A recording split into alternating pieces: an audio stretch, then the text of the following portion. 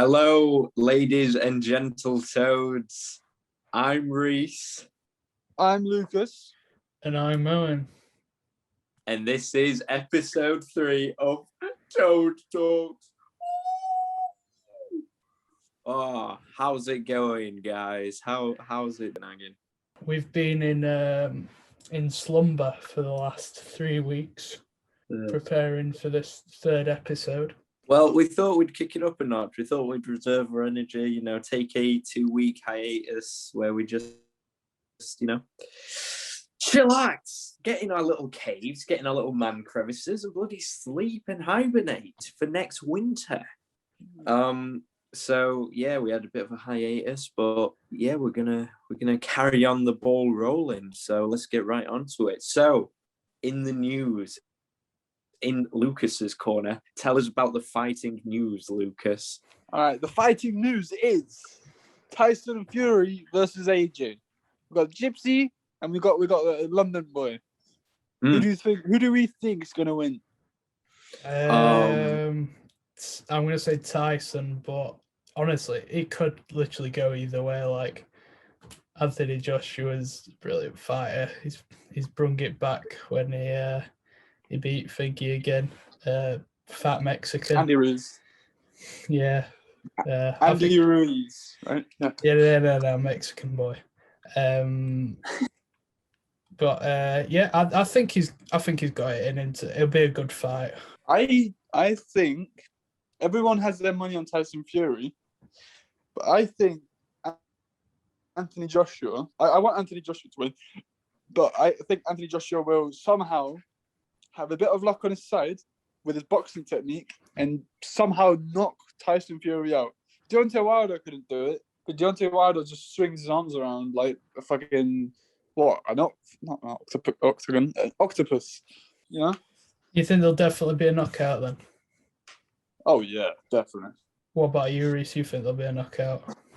Well, I don't know. It seems like when there's always big matches, it always seems to win on technicalities instead of actual full-on knockouts. So I feel like a lot of the time it's just hyped up, and it's like when that actually happens. I'm not a fighter, so I'm just giving you my opinion, my uneducated opinion.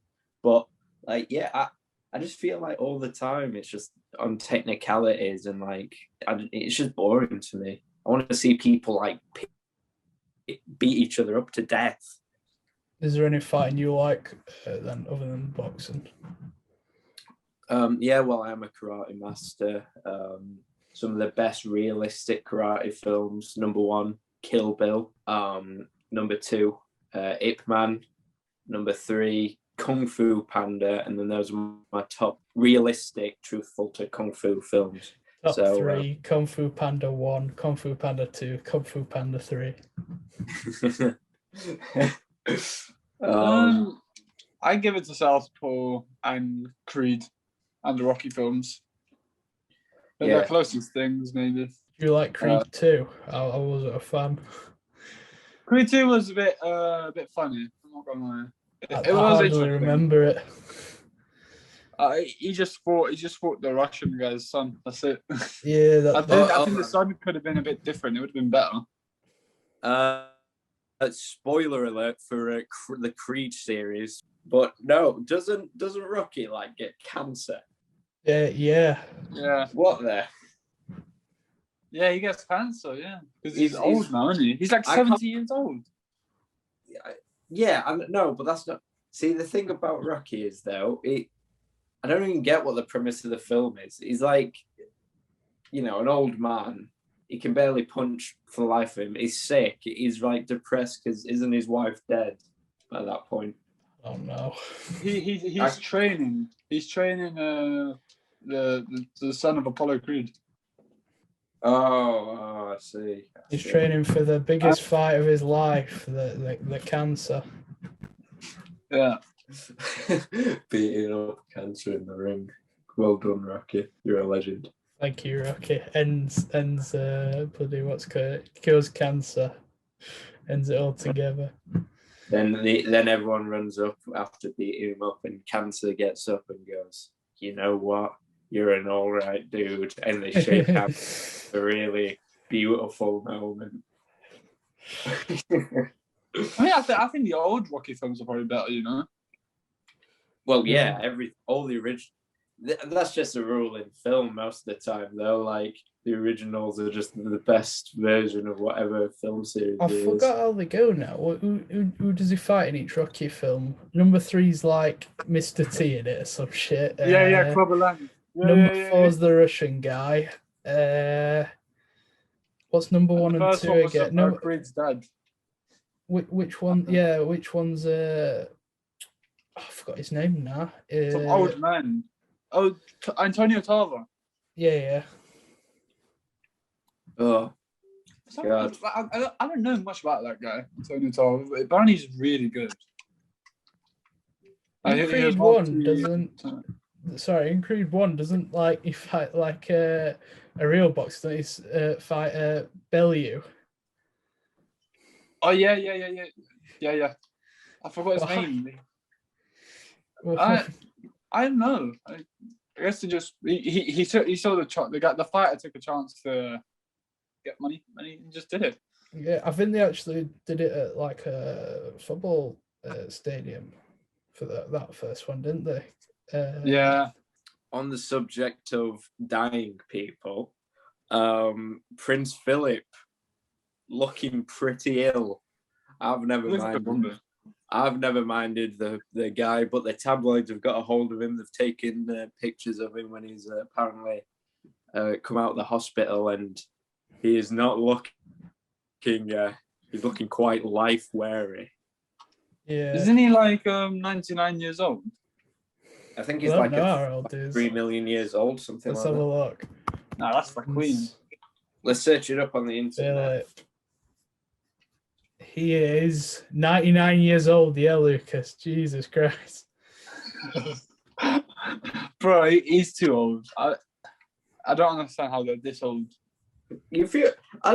It's just like, I don't get it though, because I feel like the media are like, oh, he's old, he's about to die, he's ugly, he's ill. He's 99. I mean, it's just low-bearing fruit. It's like all old people, apart from like very few, look awful. So it's like, you look bad for a 99-year-old. It's like, well, yeah, he's almost lived for a century. Not wrong. You're not wrong.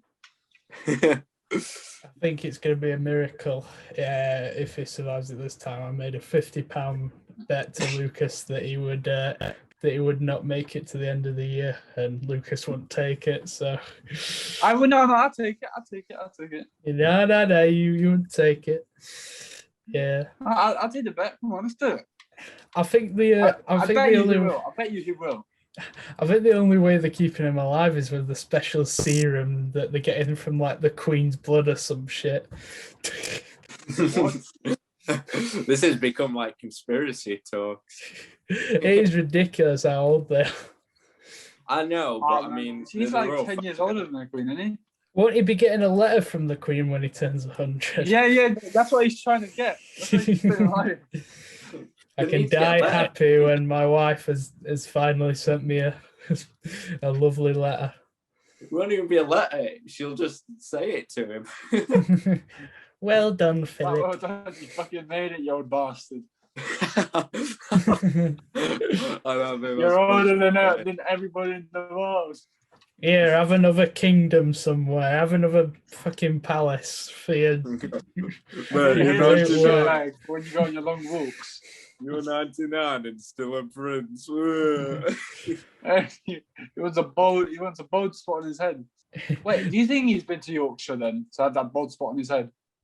God, he's been everywhere. Yeah. Right. Well, we'll talk about this. Owen, do you want to talk about educating Yorkshire? Yorkshire is where we're from, and there's a famous English TV series called Educating Yorkshire, right? And it's about looking at the school children in secondary, and basically it's like a documentary. So no, but yeah, it's about this school. I think it's called Thornhill. Is it something like that? Yeah. We don't know. we used to live in Yorkshire, and yeah, we've never heard of Thornhill, so but oh my god, some of the creatures in that show, they look like they're from the Black Lagoon. It's like, I mean, to be fair, like it's just the teachers. There's the head teacher that seems like the most decent out of all of them, but me knowing in our observations of the episode, well, episode 1, he has like a divot in his head. Like he's strange. And me and him were just doing a running gag about like, oh, his divot in head. Come on, all the students have got to have divots in their head to succeed at the school. All the naughty children. It's like a Doctor Who episode where it's like he's like secretly an undercover alien trying to get divots into these poor school children's heads. Using like a mallet to like knock a divot in their head. And so me and him were just laughing about that. But it's interesting though, because me and Owen were like comparing ourselves, because obviously we've almost gone through the exact same school system that these kids are currently going through, and we were comparing ourselves to like the year 8s when we were year 8, and it's really strange because like I don't mean to insult children, right? Before everyone goes like, oh, Reese, he's bullying school children, right? I'm not, but they're so stupid. They are so dumb. They're like me and Owen were saying this. We're like, even when we were their age, we were more cognitive than that. Like, honestly, Jesus Christ, they're just like smoking from their teachers and just like push people over and just God, it's so daft. It is kind of interesting seeing the way they function, though, isn't it? Well, barely. It's like watching an ant colony. It's like there's like ant colonies you can buy. It's like that. It's like, what? Look at these little runts run about eating each other. But yeah. So has anyone got anything interesting to say? Any interesting news? Any interesting statements on current events? The media, politics, the economics of the world. Well, that's wait. You know what? Do you remember? I'm not too familiar with the subject, right? This is a bit of a very, very high subject right now. Shady territory. But it is a girl got raped, and they're saying every single male should I don't know what it was. Oh, the 6 o'clock thing, yeah. It's one of the news. I don't really watch the news. They're trying to make it so males can't go out after 6 o'clock, so it keeps females safe at like night time and shit, which is absurd that they'd want to keep us. Isn't that backwards though? Right. Before we get into the politics of this, obviously, just to make a statement on this, we're completely against like rapists. We think it's despicable. We're not making light of the awful things that have been done to women, right? But there's certain reactions and there's certain ways of sort of conducting yourself to, find solutions to these awful issues, these awful problems of society. And there was an idea that was getting like tossed about. I think it was just a daft sort of reaction by the public mainly, but it was about like having a what would you call it? Like curfew. A curfew for all men. It was what was it, like 6 or something? Yeah, 6 o'clock. Obviously, I'm not like gonna get outraged because it's not becoming law or anything, right? But yeah. I think just like measured responses is appropriate for this stuff. For example, there is like things that people are putting forward, like longer sentences for repeat offenders with crimes like this. Longer sentences that are given out for people that have committed these crimes, which I would say fair enough. Like, if you I think they should execute them. Castration. Yeah, but there is like varied responses to dealing with people like this. But like persecuting an entire group under law, I don't think it's a very measured response. Now, I don't think there's many other people on the other side of this who aren't, just throwing in the 2 pence thinking that they know how to conduct the world. But yeah, I just think it's a shame. It really is a shame because I think as Western society and just the sort of modernized countries in general, we've come so far, and I feel like people shouldn't fall folly into doing things just out of anger. It's such a strange notion to try and conduct the world out of emotion and not facts and truth. It's always been a strange thing to me, and I think it's happening more and more, especially with the way the media is sort of coaxing people up. Yeah. The media's just stirring the pot. Really. Yeah, they just want to find a group that they can just put all the blame on, can't they? And then it's like, well, problem's gone and it's still there. There's not just like male rapists, there's also female rapists. It's not just all one-sided thing. How does that work? What do you mean? I don't understand how that looks. Like, how can a female do it? Is it just tying a guy up or something? Well, I think I'm not too familiar with it, by the way, so don't. No. It's a fair enough question. I think there's no like dumb questions if you're actually listening to the conversation. No, it's fair enough question. They say sexual harassment. Now that can be from rape to groping someone or saying something inappropriate in a sexual context, but I think so. There's definitely always going to be ways to make other people uncomfortable and put them in awful situations like that. I don't think it matters what sex you are, but yeah, with stuff like that, the thing about the curfew as well is it doesn't matter how many laws you put in place. Like, criminals will always break laws. The only thing you're doing by making anything mandatory law is punishing the people that aren't criminals, because no matter how much red tape you put, if someone really wanted to hurt someone or conduct themselves in an awful manner, sexually harassing or raping someone, they'll do it. There's no curfew that'll stop it, and you can't measure it either. How you can't predict it? That's the thing. Like I said, I don't think we're all. Well, I hope we're not taking it too seriously, because I think they're just throwing up ideas, which is, fair enough. It's not actually going to happen, but I think it's just the outrage at the moment, and I think people should more fall onto the side of we're trying to solve an issue, but in a proper manner, rather than trying to do something just purely out of emotional distress. I just don't think it's the right way to do. And I think a lot of people agree. I think even the people on the other side of this argument agree, but it's just, I think also a lot of it, like I said, is the media. Yeah. I feel like I'm taking over this conversation. No. You're just speaking about the right things. That's the thing. There is good thing. Recently, the what would you describe it as, the porn platform, Pornhub. I'm sure everyone knows of it to some capacity. They've recently had to delete, I think it must have been close to 8 million videos that weren't verified, because I forget the group that did it, but there was a group that sort of called them out on it and tried to put into legal action that some of the videos on there were underaged, which is obviously disgusting.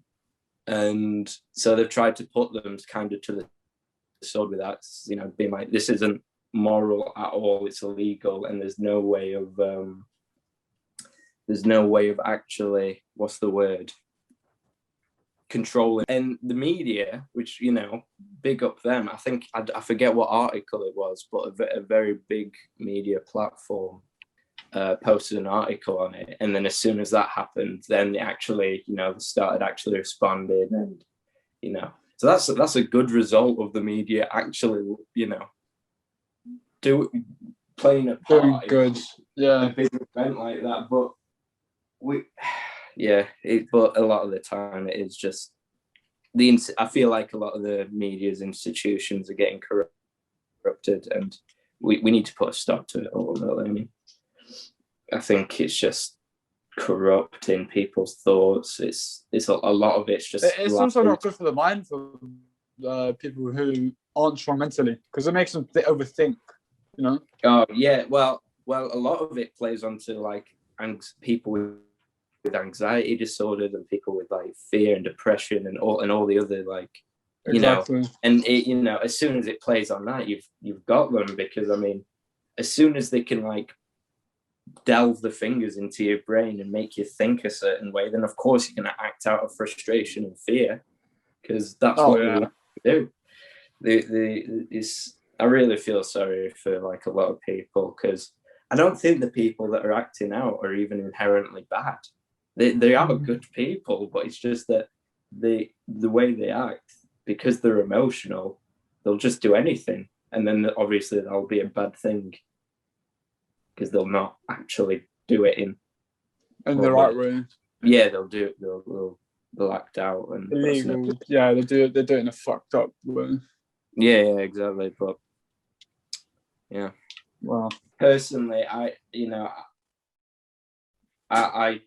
I would say they're lower than murderers with the way they conduct themselves. I hate predators and paedophiles and rapists and all the terms and categories you can put those people in. They're disgusting to me. Or even better, yeah. I mean, I know execution's quite high, but you could just make them suffer in prison. But I hear a lot of things about prison, like the prison mates tend to gang up on people that are rapists, pedophiles. Yeah, and they tend to beat up on them. Yeah, it's weird.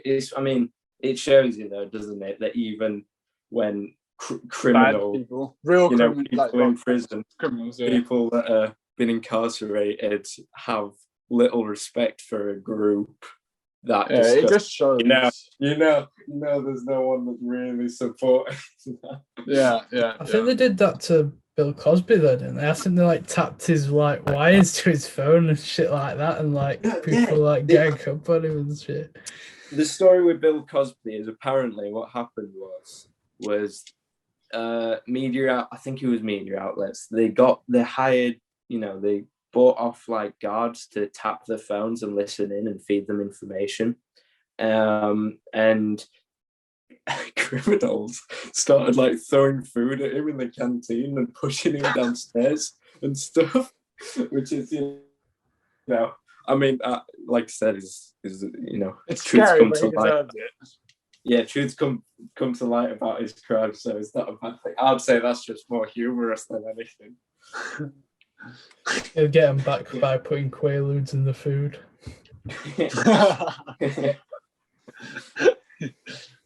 Yeah, but anyway. Why was he famous? Was he a comedian or some shit?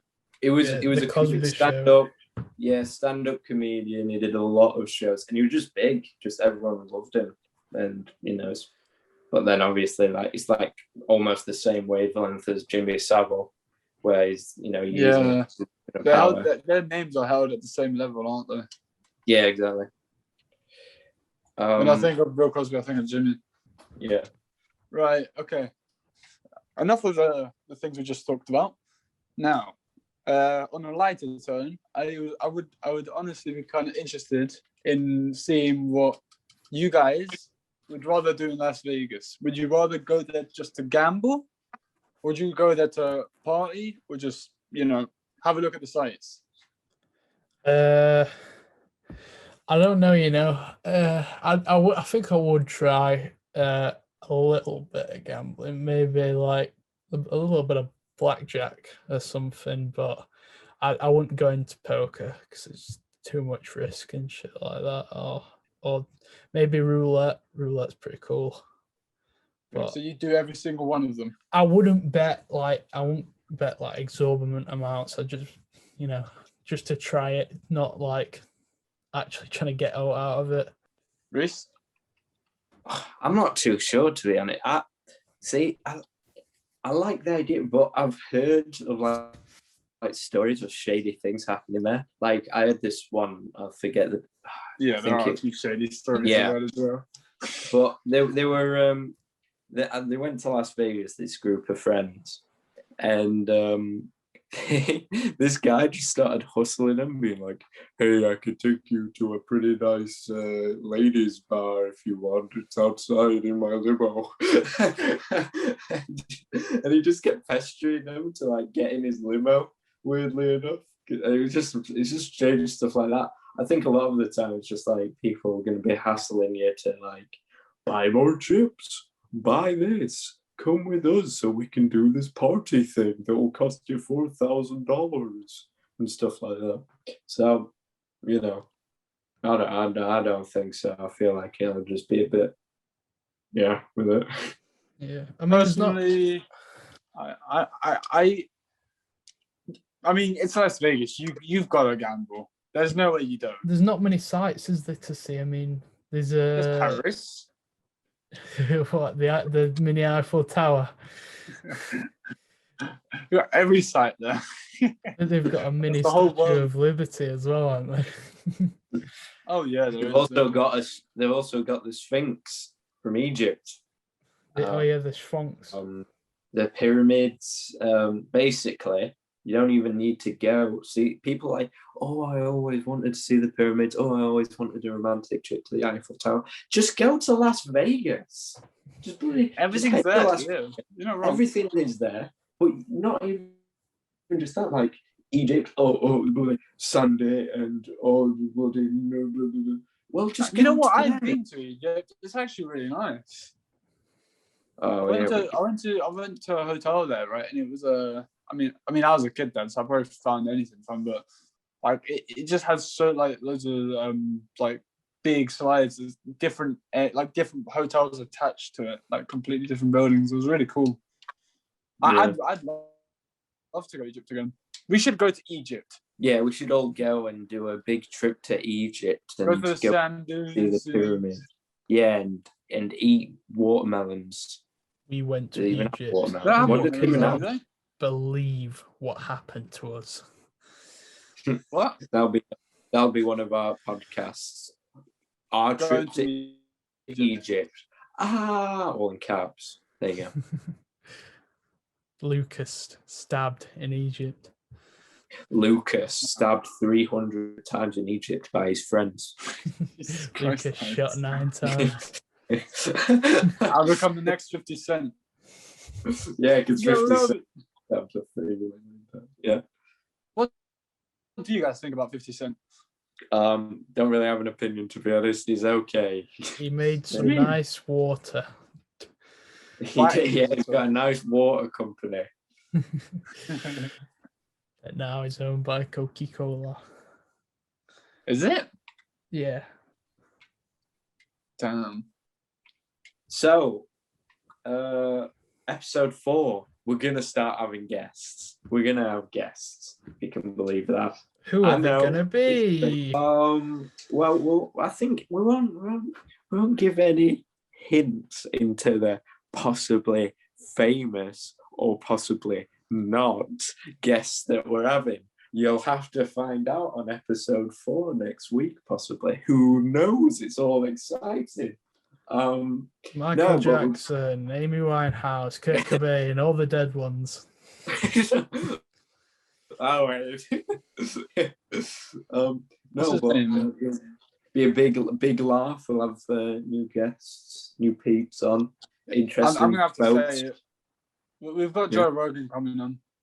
Well, yeah, probably Joe Rogan. Probably all the. He knows we're better than him. Yeah, we're gonna do a Jimmy Fallon. We're trying to get all the famous people on, and it doesn't matter, just as long as they're relevant. We don't care. We'll laugh at all the jokes, even though they're not very funny. Yeah, they'll like burp and you'll go. You're so relatable, man. Oh my god. Promote your new book.